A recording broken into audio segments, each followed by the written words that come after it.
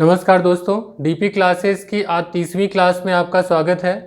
DP classes की playlist में जाकर आप पॉलिटी की प्लेलिस्ट में देखें तो आपको मेरे पिछले सारे वीडियोस मिल जाएंगे। लगभग आधे से ज़्यादा सिलेबस कवर हो चुका है। तो इसी क्रम में आज हम लोग पढ़ेंगे अधीनस्थ न्यायालय के बारे में, सबऑर्डिनेट कोर्ट। यह एक ऐसा टॉपिक है जो किताबों में कम मिलता है और मिलता है तो समझ में कम आता है, लेकिन छोटे छोटे क्वेश्चंस हमेशा इनसे पूछे जाते हैं। एक छोटा सा टॉपिक है लेकिन इसको जानना बेहद ज़रूरी है। तो आइए समझते हैं कि हमारे एग्ज़ाम के लिए कितना ये इम्पॉर्टेंट है, कौन कौन सी प्रमुख बातें हमें जाननी चाहिए। जिन जिला न्यायालयों को, डिस्ट्रिक्ट कोर्ट को हम देखते हैं, क्या है उनकी संरचना, किस प्रकार उसमें होती है नियुक्ति। तो दोस्तों, इनको पढ़ने के लिए जो हम पढ़ाते हैं आपको उनका एक नोट्स बनाते चलें। और मेरा शुरू से कहना ये है कि मेरे वीडियोज़ सारे सीरियल से हैं, तो आप स्टार्ट टू एंड देखें। प्लेलिस्ट में जाकर के पहले वाला वीडियो देखें, फिर उसके बाद अगर क्रम से आप देखेंगे तो आपको पूरी पॉलिटी किसी भी बुक को पढ़ने की ज़रूरत नहीं है। एक बार आप उसको जाकर देखिए, पेशेंस के साथ देखिए, और उसके बाद तब आपको लगेगा कि यहाँ पर आपके एग्ज़ाम के लिए कितना अच्छा मटेरियल दिया गया है। तो आइए शुरू करते हैं। अधीनस्थ न्यायालय, सबऑर्डिनेट कोर्ट का जो वर्णन है वो भाग 6 के अध्याय 6 में दिया हुआ है। इसमें अनुच्छेद 233 से 237 तक वर्णन किया गया है, जिसमें आपको 33, 34, 35 तीन ही अनुच्छेद पढ़ने हैं, क्योंकि 36 में जिला न्यायाधीश के जो निर्वाचन है उनका दिया है और 37 में कुछ प्रावधान दिए गए हैं उनसे संबंधित नियमों के। तो आपको तीन अनुच्छेद मुख्यतः पढ़ने हैं, 233, 234, 235, और जिला न्यायालयों की कुछ संरचना समझनी है। तो बहुत आसान है, आइए शुरू करते हैं। जिला एवं सत्र न्यायाधीश वास्तव में एक ऐसा पद है जो जिले का सबसे बड़ा न्यायिक अधिकारी होता है, जिसे शॉर्ट टर्म में जिला जज भी कहते हैं। आप यहाँ पर ये देखें कि जो भी एक डिस्ट्रिक्ट कोर्ट है उसमें जो सबसे बड़ा अधिकारी है वो कौन होगा? जिला जज। जब वो दीवानी मामलों की सुनवाई करता है तो उसका नाम होता है जिला जज अर्थात डिस्ट्रिक्ट जज, और जब वह क्रिमिनल मामले यानी कि आपराधिक मामले की सुनवाई करता है, फौजदारी मामले जिसको बोलते हैं, उनकी सुनवाई करता है, तो उसका नाम होता है सत्र न्यायाधीश। तो जज एक ही है, लेकिन जैसे जैसे मामले आते हैं वैसे उसका नाम बदलता है, इसीलिए उसका नाम पड़ जाता है जिला एवं सत्र न्यायाधीश, डिस्ट्रिक्ट एंड सेशन जज। तो जब डिस्ट्रिक्ट एंड सेशन जज की बात आए, जब जिला जज पूछा जाए तो दीवानी मामले, और जब सत्र न्यायाधीश या सेशन जज पूछा जाए तो आपराधिक मामले। इस तरीके से इनकी नियुक्ति कैसे होती है? नियुक्ति, क्योंकि अधीनस्थ न्यायालय है ये, तो इनकी नियुक्ति अभी तक आपने न्यायपालिका में पढ़ा है कि सबकी नियुक्ति फाइनली राष्ट्रपति के द्वारा होती थी। अब कौन करेगा? राज्यपाल। तो यहाँ से याद रहे कि जो अधीनस्थ न्यायालय हैं उसमें जो जिलाधीश जो हैं डिस्ट्रिक्ट जज, उनकी नियुक्ति कौन करेंगे? राज्यपाल महोदय। लेकिन मैंने आपसे बार बार ये कहा है कि किसी भी न्यायपालिका, भारत के न्यायपालिका में किसी भी स्तर पर कार्यपालिका का सीधा हस्तक्षेप नहीं हो सकता, इसलिए राज्यपाल स्वयं तो ये निर्णय लेगा नहीं। राज्यपाल वो निर्णय कैसे लेगा?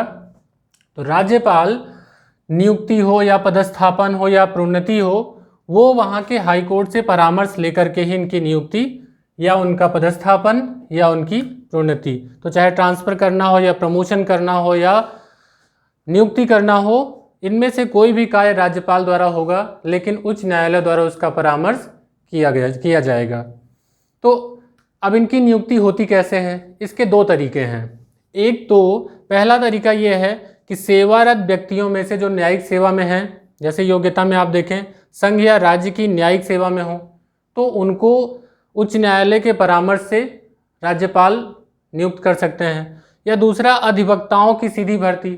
कुछ ऐसे अधिवक्ता हैं जो 7 वर्ष तक अधिवक्ता का कार्य नियमित रूप से कर रहे हैं और उन्हें उनके संज्ञान में एक विधिवत विधि का ज्ञान उनको है। तो ऐसे व्यक्ति को जब हाईकोर्ट परामर्श देगा राज्यपाल को, तो राज्यपाल महोदय उनकी नियुक्ति जिला न्यायाधीश के पद पर कर सकते हैं। तो दो तरीके से किया सकता है जिला जज, एक तो सेवारत व्यक्तियों में से, दूसरा अधिवक्ताओं की सीधी भर्ती। अब यही इनकी योग्यता हो गई, क्योंकि यही दो कंडीशन है तो ये इनकी योग्यता बन गई। इस तरह इनमें हमें बातें क्या पता चली कि राज्यपाल इनकी नियुक्ति करते हैं, लेकिन वो किस प्रकार से नियुक्ति होगी? दो तरीके से हो सकती है, एक सेवारत व्यक्तियों में से, दूसरा अधिवक्ता में से। अधिवक्ता होंगे तो अनुभव होना चाहिए, कितने वर्षों का? तो 7 वर्षों का। और सीधी भर्ती होगी तो न्यायिक सेवा का अनुभव होना चाहिए, तो राज्य सेवा में उनका न्यायिक सेवा का जो होना चाहिए तो वो संघ या राज्य की न्यायिक सेवा में कार्यरत हों। तो जिला न्यायाधीश की ये नियुक्ति हुई, इसी तरीके से इनकी और भी जो है हमने कहा ट्रांसफर, प्रोन्नति, ये सब किसके द्वारा? राज्यपाल द्वारा। आइए देखते हैं इसके बाद 234 में क्या है, इनको हम लोग पढ़ लेते हैं कि जो जिला न्यायालय के अलावा जो जज हैं, जो अन्य न्यायिक पद हैं, उनकी नियुक्ति कैसे होती है? तो उनकी नियुक्ति राज्यपाल द्वारा ही होगी। लेकिन यहाँ हाईकोर्ट के परामर्श के साथ साथ यहाँ पर क्या देखना होगा कि राज्य लोक सेवा आयोग, आप जानते हैं कि कई एग्जाम होते हैं राज्य लोक सेवा आयोग के, तो राज्य लोक सेवा आयोग उस पर अपनी सहमति देगा तथा संबद्ध हाईकोर्ट और उस राज्य का जो न्यायालय होगा उनके परामर्श के पश्चात जिन नियमों को बनाया गया है उन नियमों के अनुसार राज्यपाल महोदय उनकी नियुक्ति करेंगे। तो नियुक्ति कौन करेंगे? राज्यपाल ही, एक वर्ड में। परामर्श कैसे लेंगे? तो जो मुख्य हैं जिला जज हैं, तो जिला जज में हाईकोर्ट का परामर्श है काफ़ी। लेकिन जब अन्य न्यायिक जो सेवाएं हैं उनसे संबंधित व्यक्तियों की जब नियुक्ति होगी तो उसमें राज्य लोक सेवा आयोग और संबंधित जो हाईकोर्ट है दोनों का परामर्श आवश्यक होगा। तो लोक सेवा आयोग परामर्श तो देता नहीं, वो एग्जाम लेगा, पास करना होगा, ठीक है। तो इस तरीके से ये किया जा सकता है। और इसके अनुसार अगर अनुच्छेद 235 को देखें तो ये देखिए कि जो आपके जिला न्यायालय हैं उन पर नियंत्रण किसका होगा? यदि इनसे संबंधित कोई जज किसी समर्थ कदाचार या इन सब से ग्रसित होता है या उस पर आरोप लगते हैं तो इनकी सुनवाई कौन करेगा? तो इनके लिए कोई महाभियोग जैसी प्रक्रिया नहीं है, इनको हटाने के लिए संसद या विधानमंडल जाने की जरूरत नहीं है। इन पर नियंत्रण का पूरा जो नियंत्रण है वो उच्च न्यायालय का है, संबंधित हाईकोर्ट का होता है जिनके अधीन होते हैं।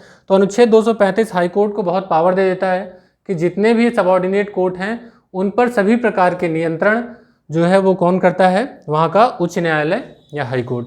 तो 3 प्रमुख अनुच्छेद से लेकर बातें हैं, एक बार रिवाइज कर लेते हैं। 233 में इनकी नियुक्ति है, 234 में अन्य न्यायिक सेवा में जो व्यक्ति हैं उनकी भर्ती है, और 235 में कौन है?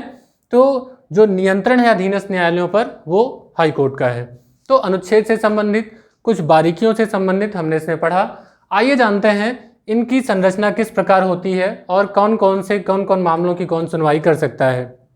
हमारी समझ में थोड़ा ये अक्सर कर सुनने में आते रहते हैं। तो देखिए वो कौन कौन से हैं। जिला न्यायालय में 2 तरीके की सुनवाई हो सकती है, दीवानी मामले होंगे या आपराधिक मामले होंगे। दोनों एक ही जज हैं यहाँ पर ऊपर। तो जब वो दीवानी मामलों की सुनवाई करेगी तो जिला जज हो जाएगा, और जब वो आपराधिक न्यायालय की सुनवाई करेगा तो सत्र न्यायाधीश। इसके बाद उसमें अलग अलग सब नियुक्त होते हैं। तो देखिए जिला जज को कितनी पावर होती है। एक पूछा जाता है कि डिस्ट्रिक्ट कोर्ट में अगर कोई फैसला आए तो किस हद तक का वो फैसला दे सकता है, उसके ऊपर का फैसला हाईकोर्ट लेगा या किस प्रकार के अपीली मामले उसके पास आ सकते हैं। तो किसी भी मूल्य के सिविल मामले, दीवानी मामले मूल्य के हिसाब से निर्धारित होते हैं, तो किसी भी मूल्य के सिविल मामलों की सुनवाई वो कर सकता है, अर्थात वह उसके पास काफ़ी शक्तियां हैं।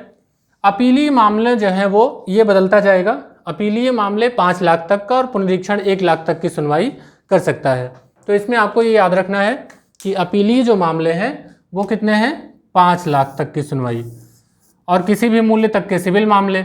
जिला जज के नीचे होता है सिविल जज सीनियर डिवीजन, और उसके नीचे जिला जज जूनियर डिवीजन। जूनियर डिवीजन को ही कहते हैं मुंसिफ न्यायालय। अक्सर कर गांव की आम भाषा में बोलचाल में उनको मुंसिफ कहते हैं कि मुंसिफ के यहाँ हमारी सुनवाई चल रही है। तो वो एक्चुअली सिविल जज जूनियर डिवीजन है। तो दीवानी में देखिए आप, जो दीवानी न्यायालय है सिविल कोर्ट, तो सिविल कोर्ट में जिला जज, उसके बाद सिविल जज सीनियर डिवीजन, सिविल जज जूनियर डिवीजन, जिसको मुंसिफ न्यायालय भी कहते हैं। तीनों में अंतर क्या है? इनसे इनके नीचे है, ये अधीन है, और इनमें इनके कुछ देखिए क्या है निर्बंधन। किसी भी मूल्य के सिविल मामले ये भी सुनवाई कर सकते हैं, लेकिन इन पर जो अपीलीय अधिकारिता है 1 लाख तक के मामलों की अपीलीय अधिकारिता, ये इनके अपील सुन सकते हैं। बाकी जो अपील होंगी वो ये सुनेंगे 5 लाख तक की, और बड़ी अपील होगी तो हाईकोर्ट। सिविल जज जूनियर डिवीजन जो है वो 1 लाख मूल्य तक के सिविल मामले और अपील सुनने का अधिकार इनको नहीं है। तो ये यहाँ पर इम्पॉर्टेंट हो जाता है कि जो इसमें है इनको अपील सुनने का अधिकार नहीं है। 1 लाख तक के सिविल मामले सुन सकते हैं, और इनका क्या है? किसी भी मूल्य के सिविल मामले दोनों सुन सकते हैं। अपील में चेंज है, पहले 5 साल, दूसरा 1 साल तक का। तो ये हो गया 1 लाख तक का, माफ़ कीजिएगा 5 लाख और 1 लाख। तो ये आपका हो गया दीवानी न्यायालय। आइए देखते हैं आपराधिक न्यायालय का स्ट्रक्चर कैसा है। आपराधिक न्यायालय की सुनवाई कौन करते हैं? सत्र न्यायाधीश। सत्र न्यायाधीश कोई भी दंड दे सकते हैं। ये पूछा जाता है क्या डिस्ट्रिक्ट कोर्ट मृत्युदंड दे सकता है? जी हाँ, बिल्कुल दे सकता है, लेकिन उस मृत्युदंड की पुष्टि जो है वो हाईकोर्ट द्वारा की जानी चाहिए। ये बात ध्यान रहे कि जिला जज, हाईकोर्ट की जब तक पुष्टि नहीं होगी तब तक जो हाईकोर्ट का जज है, जिला जज है या जो सत्र न्यायाधीश हैं, इनके फैसले पर तामील नहीं होगी। तो हाईकोर्ट द्वारा पुष्टि आवश्यक है किस केस की? मृत्युदंड की। इसके अलावा कोई भी दंड यानी कि जुर्माना कितना लगा सकता है, कितनी कैद दे सकता है, वो सब उसको सारे छूट हैं। तो काफ़ी पावरफुल है जिला जज। इसी तरीके से देखा जाए तो इसके नीचे कौन आता है? तो सीजेएम आता है, मुख्य न्यायिक मजिस्ट्रेट। मुख्य न्यायिक मजिस्ट्रेट जो सीजेएम होता है वो अपने फैसलों में 7 वर्ष तक की कैद दे सकता है या फिर जुर्माना कितना भी लगा सकता है। वो अगर आप गलत है तो अपील किया जाएगा, अदरवाइज वो कितना भी जुर्माना वो नियमों के अनुसार वो लगा सकता है। तो इनमें जुर्माने का कोई वो नहीं है, लेकिन 7 वर्ष तक की कैद का बाउंडेशन है, इसके ऊपर की कैद वो नहीं दे सकता है। इनसे ऊपर यानी कि सत्र न्यायाधीश की कोर्ट में वो मामला जाएगा या फिर और अपील के जरिए हाई कोर्ट में। फिर न्यायिक मजिस्ट्रेट प्रथम श्रेणी और न्यायिक मजिस्ट्रेट द्वितीय श्रेणी। तो JM first class, JM second class. इनका देखिए क्या है, यहाँ 7 वर्ष है, यहाँ 3 वर्ष है, यहाँ 1 वर्ष है। तो तीनों में देख लें, यहाँ पर तो वर्ष का कोई वही नहीं है, 7, 3, 1, ठीक है। यहाँ पर अनलिमिटेड 7 वर्ष, 3 वर्ष, 1 वर्ष, ये कैद का हो गया। मृत्यु जुर्माना जो है कुछ भी दे सकते हैं और इनका भी कोई जुर्माना कितना भी दे सकते हैं। नीचे जो फर्स्ट क्लास सेकंड क्लास हैं इनके जुर्माने पे बाउंडेशन है कि 10,000 रुपये तक जुर्माना ये लगा सकते हैं और 5,000 रुपये तक जुर्माना ये लगा सकते हैं। तो दोस्तों ये हमारा आपराधिक न्यायालय का स्ट्रक्चर है, जिस प्रकार से हमारे जज ये काम करते हैं, हमारे केसेस कहाँ कहाँ कौन कौन सुनता है। उम्मीद करता हूँ आपको ये समझ में आया होगा। इसके बाद अभी हम लोग पढ़ेंगे राजस्व न्यायालय और कुटुंब न्यायालय, वो लेकर आएंगे हम अपने अगले वीडियोज़ में।